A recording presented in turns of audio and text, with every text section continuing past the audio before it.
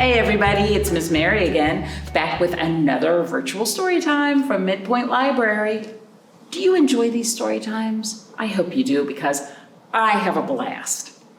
So, we're going to investigate some new books today, but first we have to get started. Are you ready? Let's make sure. If you're ready for a story, wave hello. If you're ready for a story, wave hello. If you're ready for a story and you want us all to know, if you're ready for a story, wave hello. All right, so we have some new books at the library. And remember, when I say new, it doesn't mean it just came in this week, but it's come in pretty recently. And I think you'll like these. All right, so the first book I have for us is called I Love My Home. And this one was written by Sebastien Braun.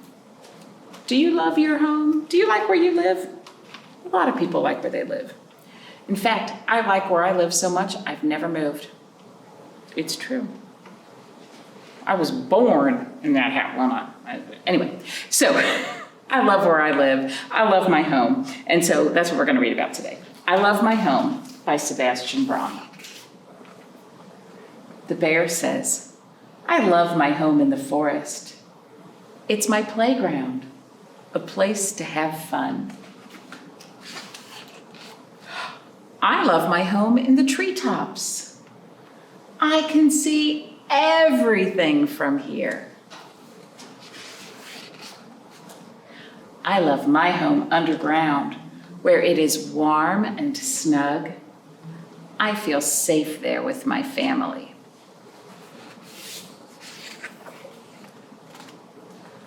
I love my two homes. One is in the cool river where I bathe, and the other is on land where I graze. I know people who have two homes, and that's nice, two places to go that are filled with love. I love my home in the hay barn. It's a great place to play hide and seek.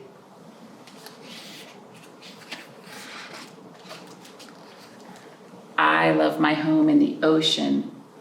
It's my mysterious underwater world. I love my home in the precious coral beds. Look at all the colors. Isn't that neat? Wow, that's so beautiful. I love my home in the savannah. It is vast, and I can roam where I like. Vast means big, not just big, but bigger than anything you can imagine. It is vast, and I can roam where I like. I love my home in the river. We are adding branches to make a dam. That's where the beavers live. I love my home in the air. I love the freedom of floating on the wind. I love my home in the trees. Our nest is in the branches. I love my home high in a hollow of a tree. Day or night, it's the perfect home for me.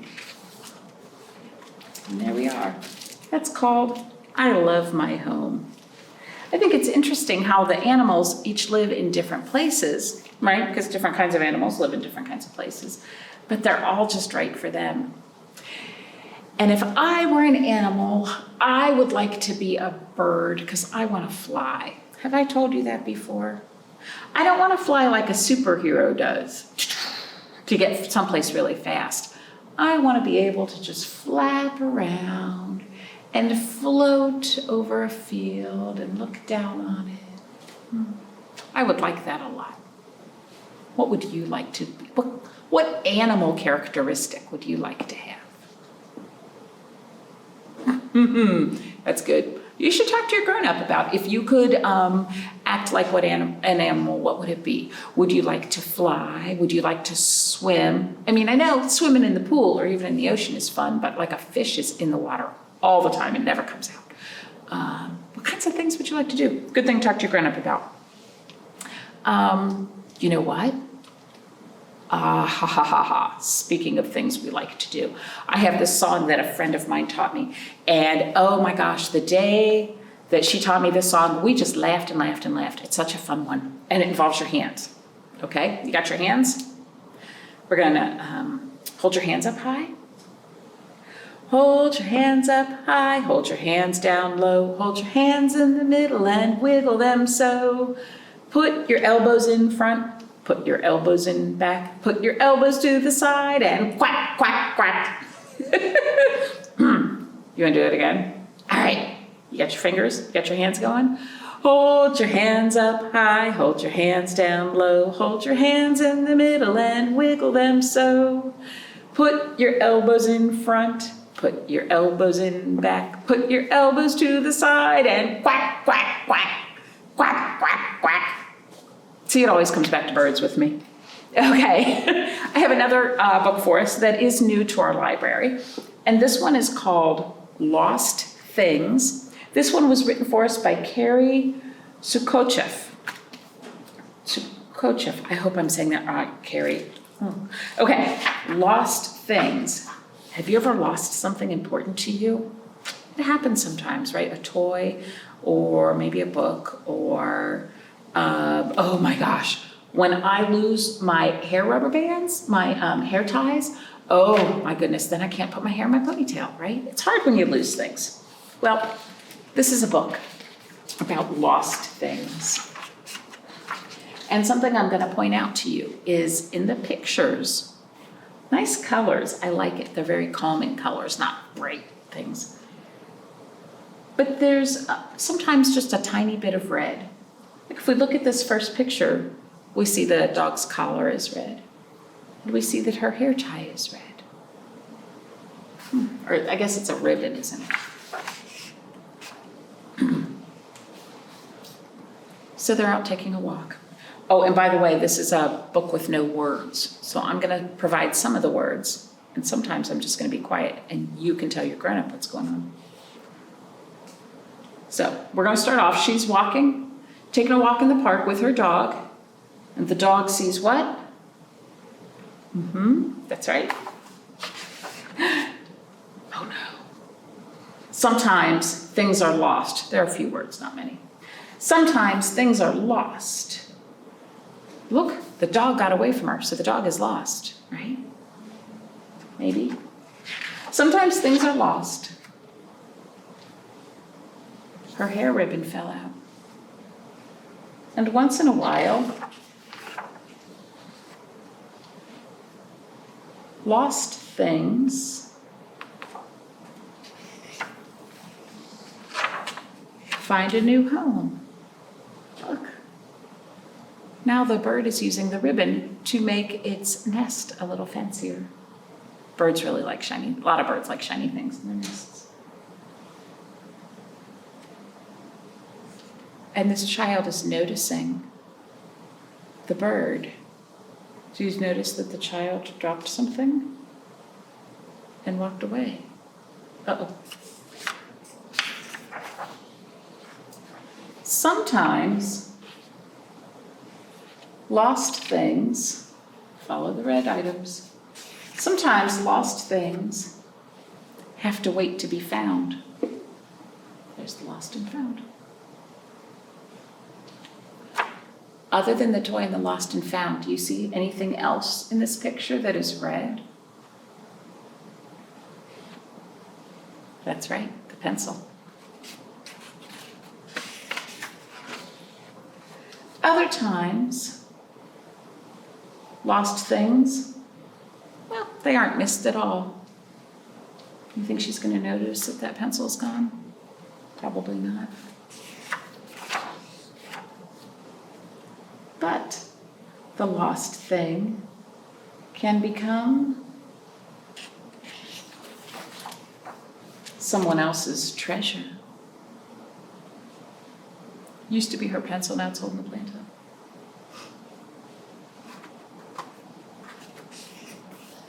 And if we look in this picture, we can see he's using the pencil to keep his plant up, And we also see the child got reunited with the toy. They went back and they found it in the lost and found box. She has a ball in her wagon. Uh-oh. You see what happened here, right? And from time to time, lost things are found. Oh, it's a squeaky ball. She picks it up and it goes squeak, squeak. Here we are in the park again. This is the girl who was walking the dog, and the dog got away. Sometimes things are found by the people who need them the most. So she found the squeaky ball. I wonder if that makes her feel better about not being able to find her dog. Squeak, squeak. Do you think the dog heard the ball? Ah! Sometimes lost things are found by people who just when they need them the most. And here we have a nice scene in the park again. And look, she left the ball on the rock. So at the beginning of this story, the girl was walking the dog, and the girl had a ribbon in her hair, and the dog had a red collar. And the dog ran off chasing a squirrel, and the girl lost the ribbon. But the bird used the ribbon to make his nest fancier. And a child saw the nest but dropped a toy, but then found it later. And the one lady dropped a pencil, but then the man found it and used it to help his plant. And then the girl lost her ball, but the first lady found it and used it squeak, squeak to get her dog back. Isn't that cool? You never know what's going to happen. Okay, well, that book was called Lost Things by Carey, Sookocheff. So, let's see, what's a thing to do today? I was thinking, since we have new books, what's a thing that we can do that's new? Let's try a new food. How about a food you haven't had before? Your grown-up might say, try it, you might like it. Well, Miss Mary's telling you to try it. You might like it. You never know. I tried a new food the other day, eggplant. Now, some of my friends have been eating eggplant for a long time, but I tried it for the first time not too long ago. It was not my favorite, but I'm glad I tried it. You know, that's how it goes sometimes. Sometimes you really like it and sometimes you don't. Maybe you should try eggplant, see what you think of it. Okay, well, thank you again for joining me for Stories and Songs again today. And yeah, have a good day and I'll see you next week. Let's sing our goodbye song. See you later, alligator, after a while, crocodile. Give a hug, ladybug, blow a kiss, jellyfish. See you soon, big baboon, out the door, dinosaur. Take care, polar bear, wave goodbye, butterfly. Bye-bye, everybody.